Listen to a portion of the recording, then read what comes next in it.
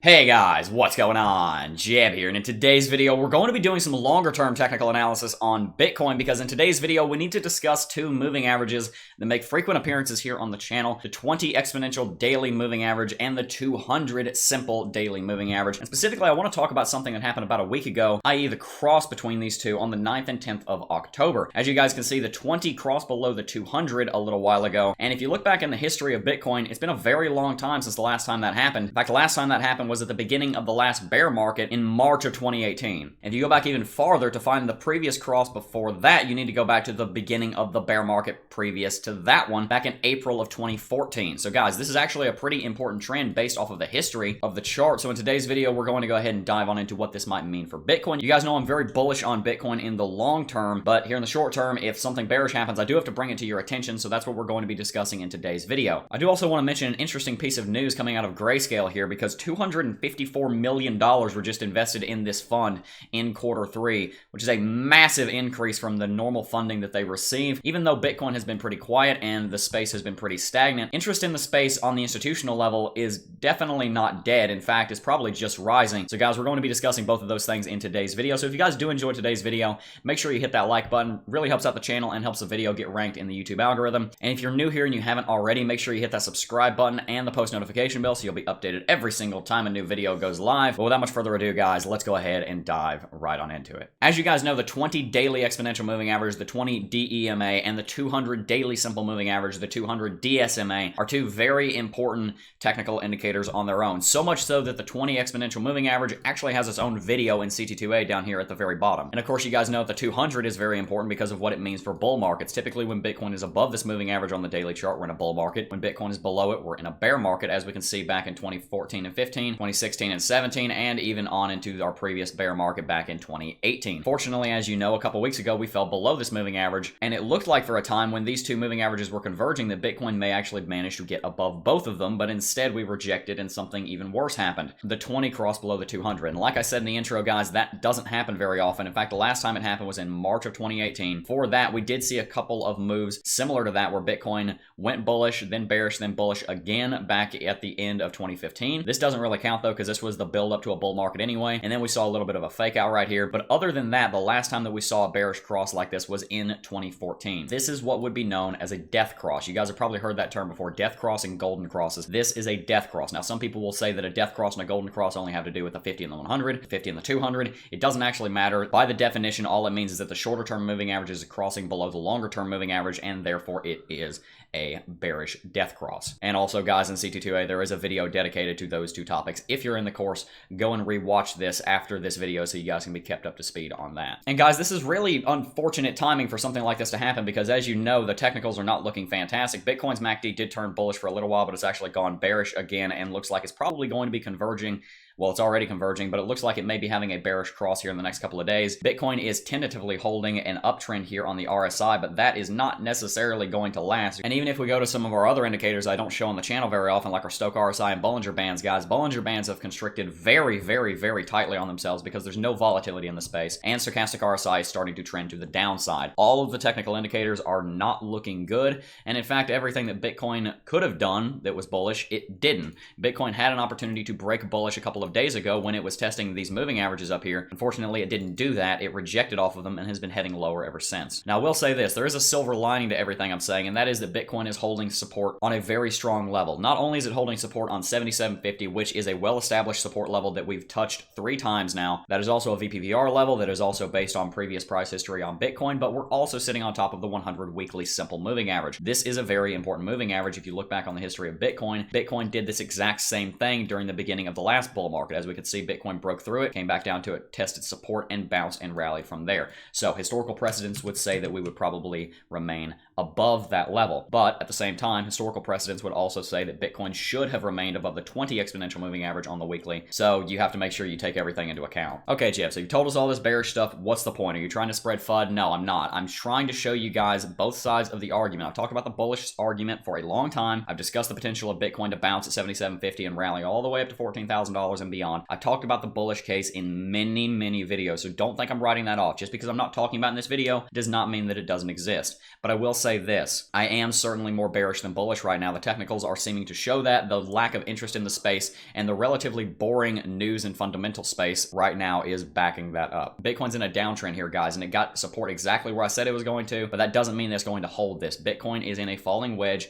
Yes, these will sometimes break to the upside. In fact, technically, they're supposed to break to the upside, but technically, you should also be looking at the longer-term technicals to make sure that everything lines up with the prediction that that pattern is making. And right now, the longer-term technicals are not looking good. And guys, I know there are going to be some people in the comments saying, oh, well, Jeb, you're not supposed to use the 20 and the 200. You're supposed to use the 50 and the 200. Well, guys, let me show you this. If you look at these crosses, then yes, we had our golden cross back in April, had our death cross back in March of last year. Same places that the moving averages I just showed you were crossing. In fact, those moving averages are almost identical in where they crossed. But if we look here, guys, that has a death cross coming relatively soon as well. If we keep trading sideways like this, or even if Bitcoin breaks to the downside, there's going to be another death cross that a lot of people are going to be talking about probably before the end of this month. So even if you disagree with my analysis that the 20 crossing below the 200 is a death cross, it's probably only going to take a week or two before the death cross that everybody is going to be talking about will come. I guarantee you guys, in about a week, every single YouTuber is going to be talking about the death cross between the 200 and between the 50. I promise you, because every time there's a cross on these two moving averages, YouTube lights up like a Christmas tree with videos about this. Now, like I said, guys, I'm not trying to spread fear, I'm not trying to spread uncertainty, and I'm not trying to spread doubt. I am trying to instead inform you on what's going on in the market. And right now, the market doesn't look very good. Bitcoin is looking bearish after having a 45% correction. Normally, during bull markets, Bitcoin does not have a 45% correction. Normally, at most during a bull market, Bitcoin will have a 40% correction. There are instances where Bitcoin has pulled back this far, but normally during a bull market, Bitcoin will not fall below the 200 daily simple moving average, nor will it fall below the 20 weekly exponential moving average. The point I'm trying to make here, guys, is that the technicals are pointing to Bitcoin falling lower, and that is information that we can make trades based off of. Remember, the analysis is not meant to evoke an emotional response from you. It's meant to give you the insight that you need to make profitable trades. And if we're going to go lower, then that's an opportunity to short, as well as an opportunity to put in longs after we've hit the bottom, as well as an opportunity to invest in the space once the time comes. So if everything that's played out here in the month of October is in fact just a bear flag like this, and Bitcoin is supposed to go lower to price targets that we discussed in yesterday's video, like $7,200, $6,400, $6,000, $5,200, and $4,600. If Bitcoin is supposed to go to one of those technical levels, then don't look at it as a scary thing. Don't look at it as a bad thing, guys. If you walked into Walmart and you saw that your favorite item,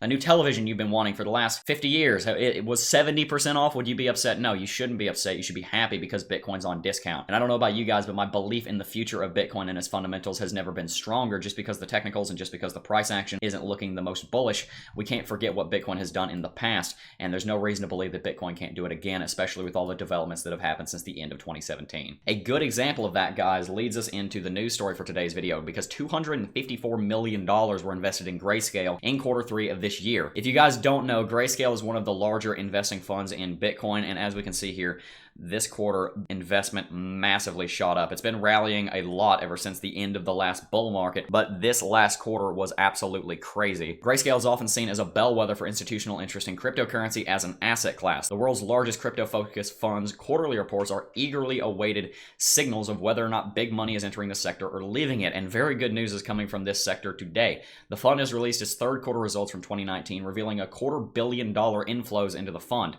It marks the most successful quarter ever since its inception and represents triple the inflow of Q2, up from $84.8 million to $255. Its third quarter inflows represent over a quarter of total inflows since the fund's inception in September of 2013. So guys, this is the point I'm trying to make. And a couple of videos ago, I talked about how a lot of the interest in the space has dried up. I probably should have made myself more clear in that video. I was talking primarily about retail interest. The institutions are very interested in Bitcoin because the institutions typically have a lot of brainiacs working for them who can predict what the future is going to look like and realize how big of a deal this is and how important Bitcoin and cryptocurrencies are for the future of not only the financial sector, but the rest of the global economy, especially in places that are unbanked like in Africa or in countries that are in crisis like in Venezuela. Not only that, but blockchain and cryptographic technologies are going to be and already are very important in a plethora of different sectors. There are already many sectors and many companies that simply could not function or would have to do a lot of restructuring if blockchain simply vanished. And the institutions realize that, guys. They realize that this is the future. They realize that the last time a new asset class opened up